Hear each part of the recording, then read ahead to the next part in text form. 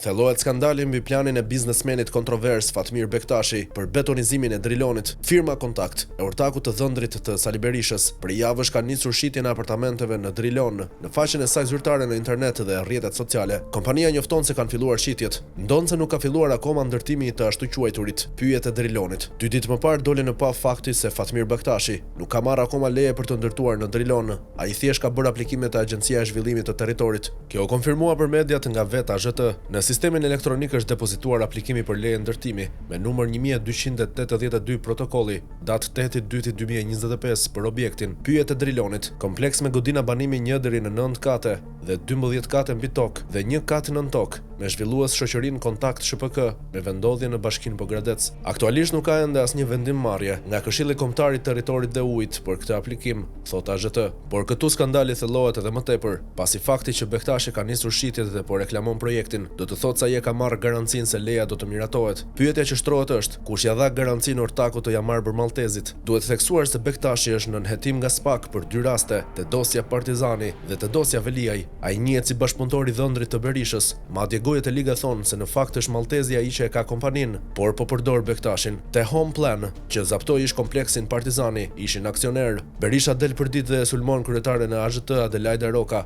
pasi vëllezërit e saj dolën te dosja e Suel Çelës, por në fakt kjo e fundit, pas ka në dorë lejet për ortakun e familjes Berisha. Mos kemi pazarin e radhës Rama Berisha përpara zgjedhjeve. Nuk është normale që këtej shahen dhe çfarë nuk thonë për njëri tjetrin. Këtë i babloku shpërblen njerëzit e familjes së Bufit.